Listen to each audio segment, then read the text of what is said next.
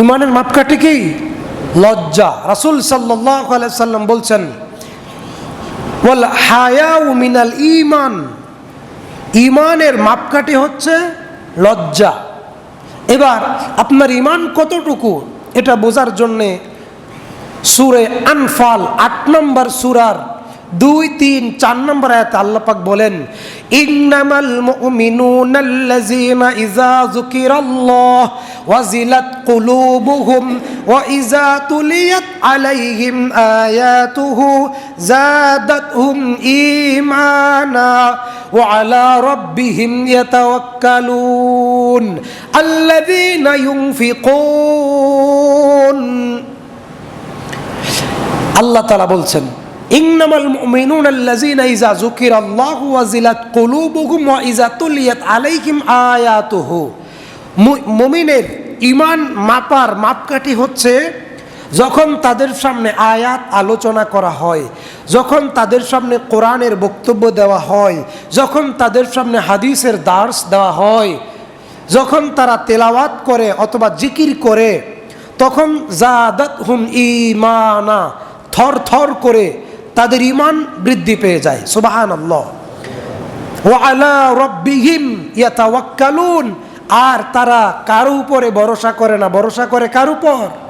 আল্লাহর উপর। আল্লাহ তাআলা বলছেন, আমি আল্লাহ তোমাদেরকে যে রিজিক দিয়েছি তোমরা রিজিক ব্যয় করো, তোমরা সালাত আদায় করো। তারপর রাতে বলছেন আল্লাহ, তোমরা রিজিক যে আমি আল্লাহ দিয়েছি সে রিজিকটা আমার পথে ব্যয় করো, সালাত আদায় করো। ওয়াফআলুল খায়র, সমস্ত প্রকার ভালো কাজগুলো করো। ওয়াবুদু রাব্বাকা হাত্তা ইয়াতিকাল ইয়াকিন, কতদিন পর্যন্ত? মৃত্যুদিন পর্যন্ত। কতদিন পর্যন্ত? মৃত্যুদিন পর্যন্ত।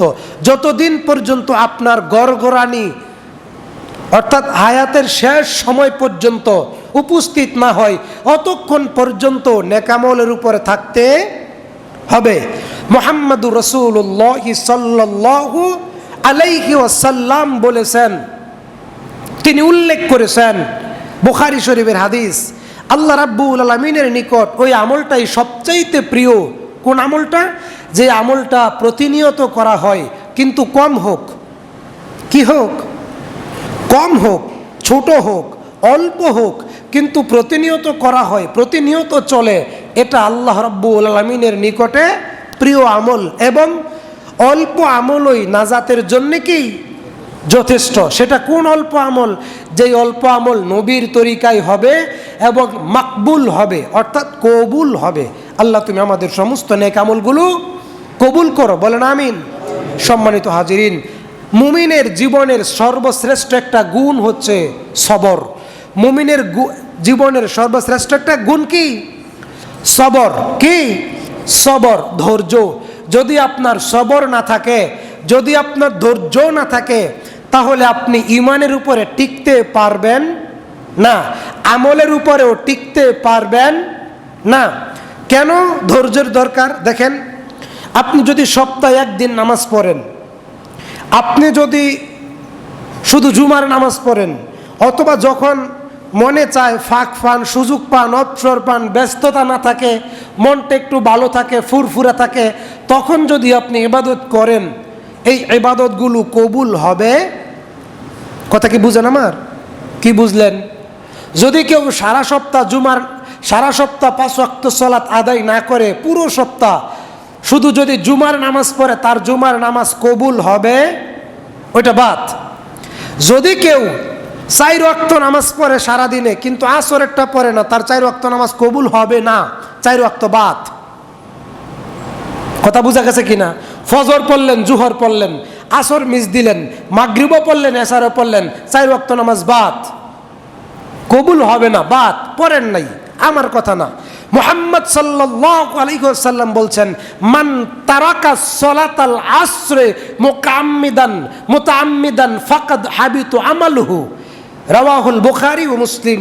যে ব্যক্তি আসরের নামাজ কাজা করলো, পড়লো না, বাদ দিল, মিস গেল, ছুটে গেল, ফাকাদ হাবিত আমালুহু, তার আমল নষ্ট হয়ে গেল। কথা বোঝা গেছে কিনা? বুখারী মুসলিমের বর্ণনা। তাহলে আপনি যদি মনে করেন যে আমি ধৈর্যের কি দরকার, ধৈর্যের কি দরকার, ধৈর্যের কি প্রয়োজন, জি না, ধৈর্য ছাড়া ইবাদতের উপরে টিকতে পারবেন না, নেকামলের উপরে টিকতে পারবেন না। এখন আপনি যদি মসজিদের ভিতরে শুধু ফরজ নামাজ পড়েন, সুন্নত কম পড়েন বা পড়েনই না, জান্নাতে যাবেন, তবে সুন্নত পড়ার আদায়ের জন্য যে ধৈর্য দরকার সেটা আপনার নাই। এটা ইমানের একটা গুণ, এটা ইমানের সবচেয়ে বড় একটা কোয়ালিটি। ইমানের সবচেয়ে বড় প্রধান শাখা হচ্ছে লা ইলাহা ইল্লাল্লাহ, তারপরে হচ্ছে নামাজ, তারপরে রোজা, তারপরেই ধৈর্য। ধৈর্য ছাড়া ইমানের উপরে, আমলের উপরে টিকতে পারবেন না। এজন্য হাদিসে বলা হয়েছে সবরু দিয়াউন, সবর, ধৈর্য হচ্ছে আলো। ধৈর্য কি? আলো, নূর। ধৈর্য কি? ধৈর্য কি? আলো, নূর। আল্লাহ তাআলা বলছেন ইয়া আইয়ুহাল্লাযীনা আমানুসবিরু ওয়া সাবির, হে বিশ্বাসীগণ, তোমরা যারা আমার বান্দা, তোমরা ধৈর্য ধরো, ধৈর্য ধারণ করো, ধৈর্য ধারণের প্রতিযোগিতা করো। আব্দুল কুদ্দুস মিয়া যদি এত খেটে খাওয়া মানুষ হয়, সে যদি 5 ওয়াক্ত নামাজ জামাতে পড়তে পারে, আমি আব্দুল জাব্বার, আমি তার থেকে একটু ভালো আছি, আমি 1 ওয়াক্ত পইরা আরেক ওয়াক্ত আদায়ের জন্য বসে থাকবো মসজিদে। কথা বুঝা গেছে কিনা?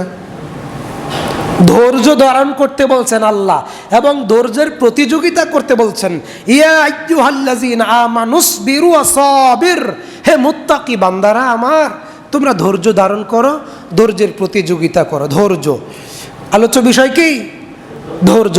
ধৈর্য কি? মুমিনের জীবনের আলো, মুমিনের জীবনের আলো, নূর। আল্লাহ তাআলা বলছেন ওয়ালানাবলুওয়ান্নাকুম বিশাইয়্যিম মিনাল খাউফি ওয়াল জু'i ওয়া নাকসিম মিনাল আমওয়ালি ওয়াল আনফুসি ওয়াস সামারাতি ওয়া বাশশিরিস সাবিরিন।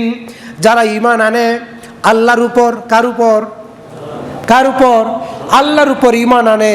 আল্লাহ তাআলা বলছেন আমি তোমাদেরকে পরীক্ষা করব ভয় দিয়া, ক্ষুধা দিয়া, জান দিয়া, মাল দিয়া, ফসল দিয়া, সন্তান দিয়া, সম্পদ দিয়া, ক্ষমতা দিয়া, ক্ষমতা নিয়া, ইজ্জত দিয়া, বেইজ্জতি কইরা। সুবহানাল্লাহ পড়েন। আল্লাহ বলছেন সব কিছু দিয়া পরীক্ষা করব, তারপরে ওয়াবাশশিরিস সাবিরিন, হে নবী, এই ধৈর্যের পরীক্ষায় যারা পাশ করবে, ধৈর্য, এত কষ্ট, ক্ষুধা, মন্দা, জেল, জুলুম ইত্যাদি, নির্যাতন, সন্তান মারা যায়, সব পরীক্ষার পরে যারা দৃঢ়তা প্রকাশ পাবে, টিকে থাকবে ঈমানের উপরে, টিকে থাকবে আমলের উপরে, হে নবী আপনি আমার ওই সমস্ত মুত্তাকি বান্দাদেরকে জান্নাতুল ফেরদাউসের সুসংবাদ দিয়ে দেন। আল্লাহ বলছেন ইন্নামা ইউওয়াফাস সাবিরুনা আজরাকুম বিগাইরি হিসাব, কেবলমাত্র ধৈর্যশীলদের পুরস্কার অপরিমিত, যার কোনো হিসাব, যার কোনো হিসাব নাই। ইন্নামা ইউওয়াফাস সাবিরুনা আজরাকুম বিগাইরি হিসাব, এই যে আপনি ধৈর্য ধরে কষ্ট করে এত অভাব অনটন, দুঃখ দুর্দশা, বিপদ আপদ, বালা মুসিবত,